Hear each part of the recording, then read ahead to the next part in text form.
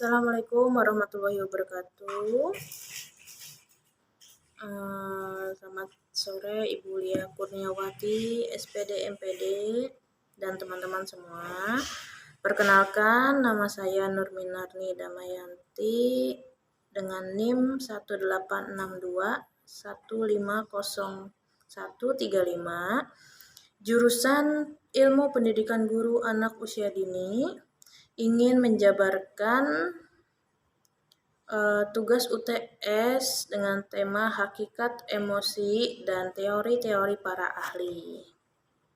Oke, baik. Pengertian emosi. Emosi diartikan sebagai dari reaksi terhadap situasi tertentu yang dilakukan oleh tubuh. Hal yang biasanya memiliki kaitan dengan aktivitas berpikir kognitif seseorang, yaitu sifat dan intensitas dari emosi yang dikarenakan oleh dari persepsi akan situasi yang terjadi. Hakikatnya, emosi ini merupakan gambaran dari perasaan manusia saat menghadapi berbagai situasi dan kondisi yang berbeda. Hal itu wajar, karena emosi merupakan reaksi alamiah manusia terhadap berbagai kondisi yang nyata. Maka sejatinya tidak ada emosi yang baik ataupun emosi yang buruk. Emosi menjadi salah satu aspek yang memiliki pengaruh besar atas sikap manusia selama ini. Hal itu dibarengi dengan dua aspek yang lain, yaitu adanya daya pikir kognitif dan psikomotorik konotif. Biasanya emosi sering dikenal dengan aspek afektif. Hal ini merupakan dari penentuan sikap yang menjadi salah satu predisposisi dari perilaku manusia. Sejak datangnya Daniel Goleman tahun 1997 yang mengangkat tulisan dengan topik utama adanya aspek emosi, lalu mulai banyak orang yang membicarakan hal ini. Dalam dunia psikologi, kecerdasan emosi bukan merupakan konsep yang baru. Sebelum itu, di tahun 1920, sebelum adanya Goleman, E.L. Thorndike telah mengemukakan bahwa kemampuan dalam mengelola hubungan antara manusia, baik dari laki-laki maupun perempuan, merupakan pengertian dari social intelligence. Syarat penting bagi kesuksesan seseorang di berbagai aspek di kehidupannya merupakan, menurut Thorndike, adalah kecerdasan sosial. Dalam hal ini menggunakan emosi di dalamnya. Menurut para ahli, Press tahun 1999 yang merupakan seorang EQ di bagian organisasional, konsultan dan pengajar di Potchefstroom University, Afrika Selatan.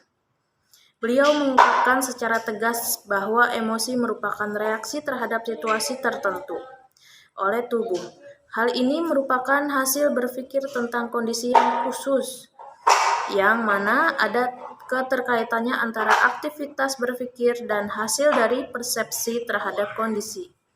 Emosi ada di diri, acap kali menjadi hambatan bagi seseorang untuk melakukan perubahan diri. Hal ini, Chaplin juga membedakan pengertian emosi dan perasaan, bahwa kata beliau, perasaan diartikan sebagai pengalaman yang mampu disadari dan dikembangkan secara aktif, baik oleh rangsangan eksternal maupun oleh berbagai keadaan jasmaniah. Namanya, ada beberapa sumber emosi. Emosi memiliki sumber dari beberapa hal, yaitu yang pertama kualitas tidur, yang kedua kepribadian, yang ketiga olahraga, yang keempat suasana hari dalam seminggu dan waktu dalam sehari, yang kelima stres, yang keenam gender, yang ketujuh usia, yang kedelapan aktivitas sosial. Macam emosi. Sebenarnya secara keseluruhan emosi digolongkan dalam dua golongan, yaitu emosi positif dan emosi negatif. Emosi positif ini seperti perasaan bahagia, gembira, senang, dan cinta. Berbanding terbalik dengan emosi negatif yang seperti perasaan takut, sedih, cemas, dan marah. Emosi yang menggambarkan perasaan sedih, kaget, marah, dan gembira merupakan emosi yang mendekati kesamaan yang lebih universal atau umum. Akan tetapi, perasaan emosi takut, cinta, muak, dan jijik merupakan emosi yang bersifat khas atau khusus, dan hal ini tergantung budaya. Pendapat ini dikemukakan oleh Heider tahun 1990. Pada dasarnya, manusia memiliki 3 bentuk emosi, yaitu yang pertama fear. Emosi ini akan berkembang menjadi kecemasan atau anxiety. Yang kedua, rage. Emosi ini kelak akan berkembang menjadi emosi marah atau anger. Yang ketiga, love. Emosi ini kedepannya akan berkembang menjadi emosi simpati. Nah, dalam penjabaran lebih mendalam, Syamsuddin tahun 2004 nomor 114 telah menggolongkan bentuk-bentuk emosi ke dalam beberapa golongan sebagai berikut.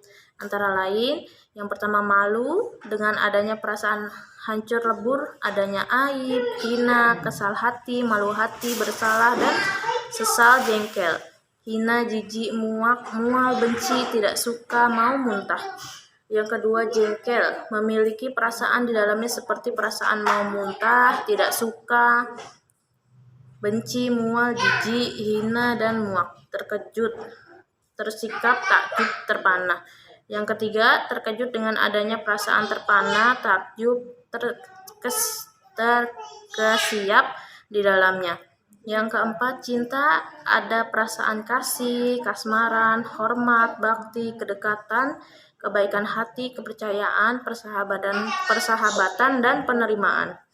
Yang kelima, kenikmatan dengan perasaan kegirangan luar biasa, rasa puas, rasa terpenuhi, rasa terpesona, terhibur, gembira, bangga, gembira, puas, riang, bahagia, ringan, dan senang. Yang ketujuh, rasa takut, di dalamnya terdapat adanya perasaan panik, fobia, ngeri, sedih, waspada, tidak tenang, was-was, gugup, dan cemas. Yang kedelapan, kesedihan dengan adanya perasaan depresi, ditolak, kesepian, melankolis, muram, dan pedih. Yang kesembilan, marah, di dalamnya terdapat perasaan bermusuhan, tersinggung, rasa pahit, berang, terganggu, kesal, hati, jengkel, marah besar, benci, dan mengamuk, dan beringas. Dampak emosi positif dan negatif.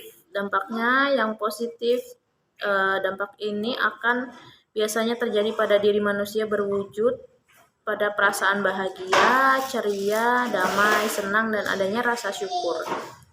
Dan dampak emosi negatifnya yaitu biasanya perasaan menangis, marah, kecewa, sedih, benci, dan lain-lain. Baik, sekian penjabaran tentang hakikat emosi dan teori para ahli-ahli. Sekian presentasi dari saya. Terima kasih. Wassalamualaikum warahmatullahi wabarakatuh.